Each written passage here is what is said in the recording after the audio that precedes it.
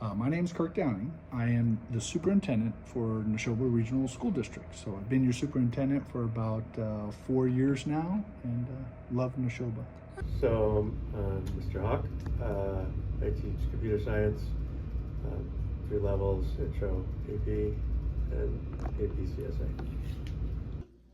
Yes, I'm Pat Tutwiler, and I have the great pleasure of serving as your Secretary of Education. Most people don't know who that individual is or what that individual does. Just think of me as the advisor to the governor on all things related to education from birth through higher education. Okay, so my name is Rachel Baltney. I'm the executive director at the Children's League of Massachusetts, and we are a statewide association. Gobi, and I had been a high school history teacher at one time, taught for about 10 years. I went to law school at night. I am an attorney, although I don't practice any longer. And then I served in the Massachusetts legislature for 21 years as both a state representative and a state senator. I'm Dr. Kate Boynton. I'm the high school principal here in my 4th year as Neshoba, at Neshoba as the principal. Okay, perfect. So do you want to jump to the next question? My name is Ina London, Superintendent for Human Resources in Framingham Public Schools. Okay. Alan Scannell, and I'm the Executive Director of an organization called the Massachusetts Society for the Prevention of Cruelty to Children, or MSPCC as we're more commonly known. As you might have heard, there have been massive cuts to the federal funding nationwide, with Massachusetts losing upwards of $106 million from the Trump administration cutting onto the education budget. What are your initial thoughts? Well, right now what we don't have is we don't have any cuts. What we have right now are threats to cuts. And what those threats to cuts are around the entitlement programs that most impact us are around Title programs, like the Title I program that we have in the district. The biggest portion of funding that we get is from the federal special education grants.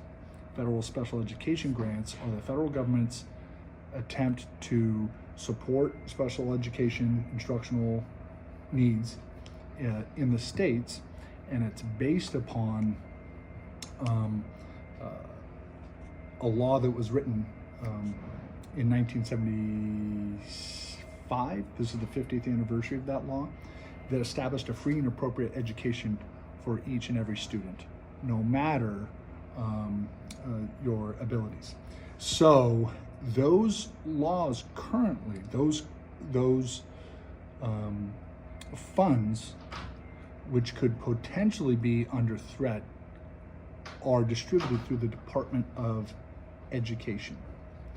And currently the message that we've received is, because Congress has the power to allocate funds, the president doesn't have the power to allocate those funds. So any threats to, say, dismantle the Department of Education, because it was created by Congress, would have to be removed by Congress.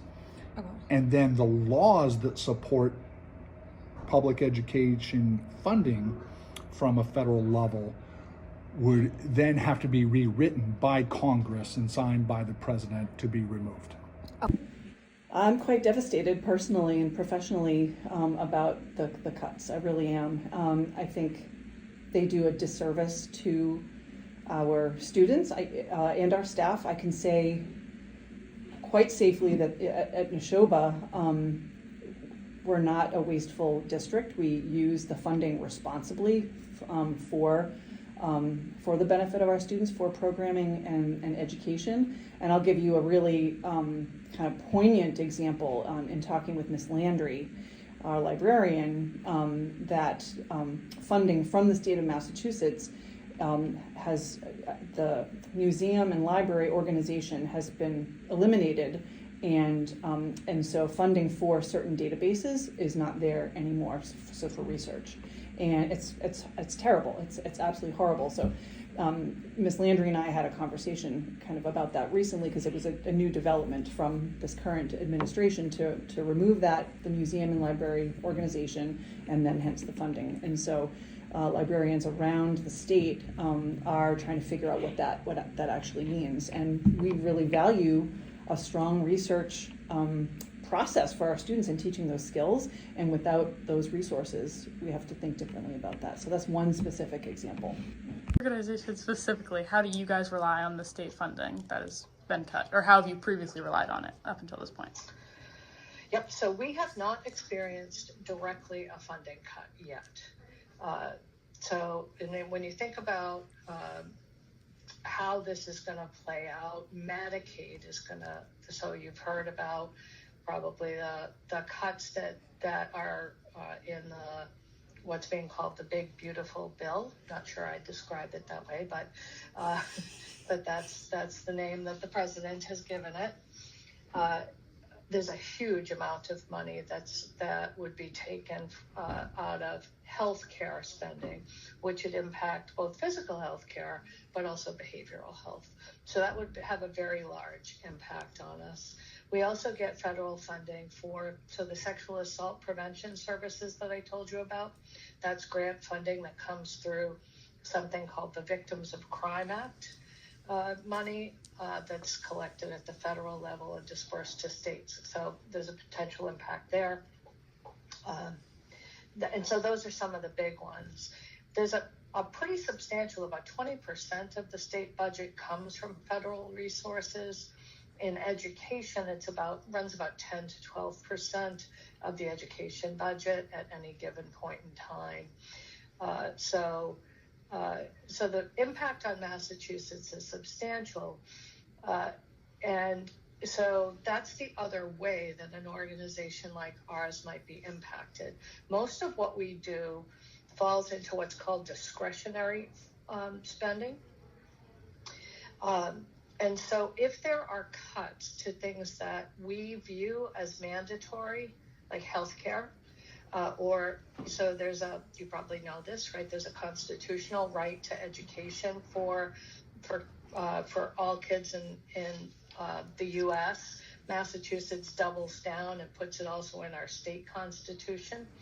And so if if the funding starts to erode for basic education, especially K through 12 education, that will pull from discretionary funding to fill the gap. So I'm in charge of staffing, and that has a lot to do with the amount of money we get from the state. So when, for example, our Chapter 70 money, which is money we get from the state, is lower, or we get less money for funding because our enrollment goes down, that impacts whether or not I have to terminate people or lay people off. Now, in terms of personnel, sometimes it affects what kind of specialized programs we have. And so we may need to get differently qualified staff. So I'm very impacted by this. Yes. So has something, like, when you were working as a senator, did something like this, where like there were a lot of cuts, ever happen to you, or is this like the first time you've seen it? No. I mean, I think that's obviously not the same, but I served in the legislature. I was in the Senate during COVID, and that for what you went through just on the education side, and that was a very difficult time because we did not know. Things totally shut down, that quickly. And so, we didn't know how we were going to make payroll sometimes. So that was very, very difficult, not knowing what was going to happen. Can you just explain the Chapter 70, like how it works and how it impacts districts and the amount of money that they get to receive each year? Chapter 70 is the law that outlines how the state supports the communities with education. Think of it like this. There's about 400 towns in Massachusetts. They're all different, right? They have different needs. You've got communities like, I used to be the high school principal in Wayland. There's very little commerce there, which means there's very little tax revenue that's generated through commercial means. There's only homes, right? And so their needs are going to be a lot different than, say, a Saugus, I don't know if you know that community well, where there's tons of commercial revenue. There's malls down Route 1, there's restaurants. And so they have revenue in that community to support meeting their needs. And so what Chapter 70 tries to do is sort of look at the broad diversity of all the communities in Massachusetts and find a way to ensure that students' needs are being met in the schools based on what the needs are of that community. And so each town or each city has a certain percentage of the education budget that they're responsible for, and the state helps based on this formula, sort of meet the unmet need based on that town or community. As an elective teacher, are you concerned about finding a new job in your passion field of work? I am, but it was sort of the same reason I got licensed in both math and computer science when I started. It gives me more options to choose from.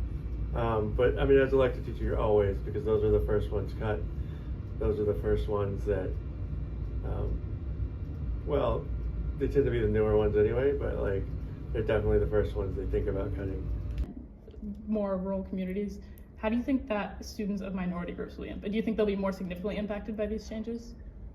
That's hard to say. I mean, I think the federal government's policy positions have really been specifically targeted, especially around immigrant populations and LGBTQ and especially transgender youth. That's really been the most visible part of their policy agenda, and populations that have been the most affected. But I think what we're seeing is, for instance, like I said, with some of these federal grants, whether they're through the mental health world or through CDC or through the Juvenile Justice National Office, those offices have been shrinking.